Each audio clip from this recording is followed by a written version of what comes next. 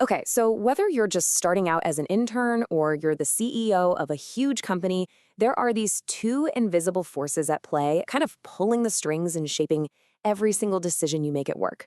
Today, we're going to put them under the microscope. Let's get right into it. So, let me ask you a question. Just think about your own job for a second. Are you managed by a really strict rule book, with constant performance targets? Or are you guided more by a sense of shared purpose, with the freedom to really do your best work? This is the fundamental tug of war we're going to unpack today. Now, to get a handle on this whole thing, let's use an analogy. Think of your company's control system like a GPS. Its job is to get everyone to the same destination. Simple enough, right? Well, here's the catch. There are two totally different ways you can program that GPS. So on one side, you've got internal control. This is all about what comes from inside you, your own self-discipline, your personal goals, the vibe of your team. And on the other side, you have external control. That's the company's rulebook, the bonus you're chasing, or maybe your boss kind of looking over your shoulder.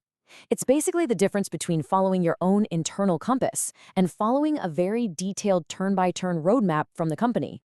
But hang on, why do we even have all these rules in the first place? I mean, are they really necessary? Well, there's a pretty powerful theory out there that says they're not just helpful, they are absolutely essential. So let's explore the case for control.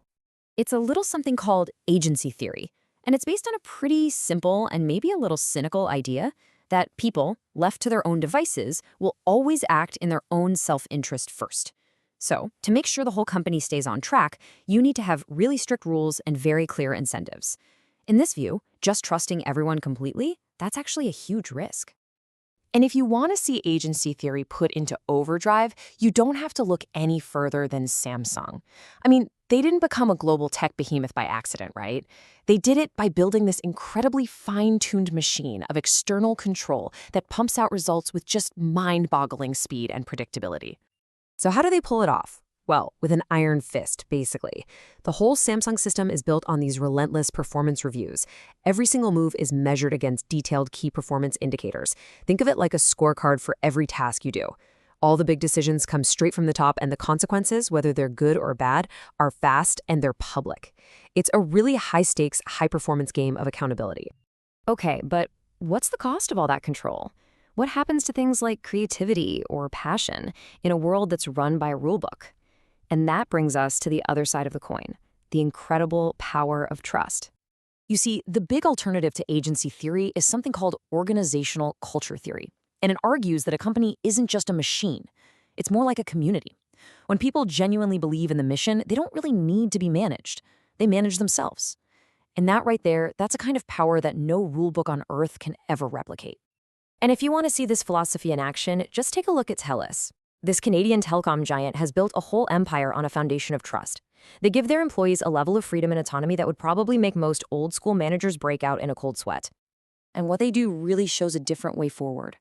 TELUS was way ahead of the curve on remote work, totally trusting their people to get the job done without a manager breathing down their necks.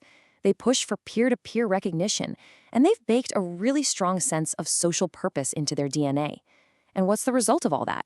Sky-high employee engagement, constant innovation, and customers who are fiercely loyal. So which one is it? Is it rules or is it trust? Well, the answer, as it turns out, isn't about picking a side.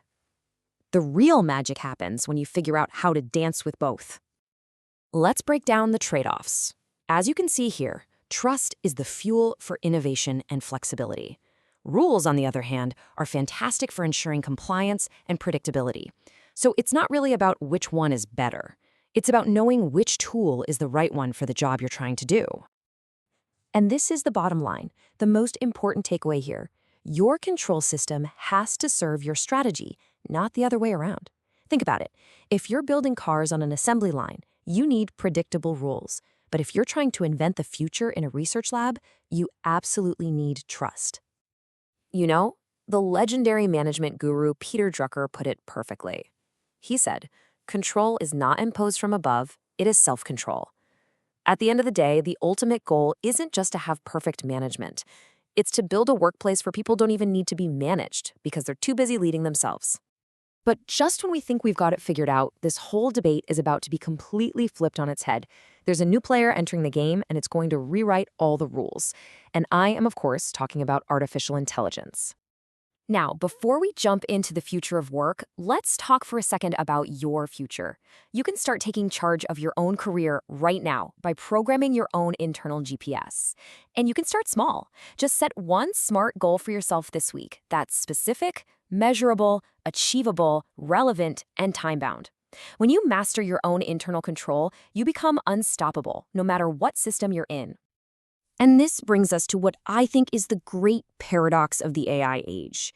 You see, as machines get better and better at enforcing all those external rules, the tracking, the monitoring, making sure everyone's compliant, the things that make us uniquely human are going to become more valuable than ever. Our judgment, our creativity, our empathy. In a world of total automation, our humanity will be our single greatest asset. So I'll leave you with this final thought to chew on. When AI can enforce every single rule perfectly, how will you prove your value? When the machines handle all the compliance, what new things will you create? In a world of perfect control, how will you choose to be human?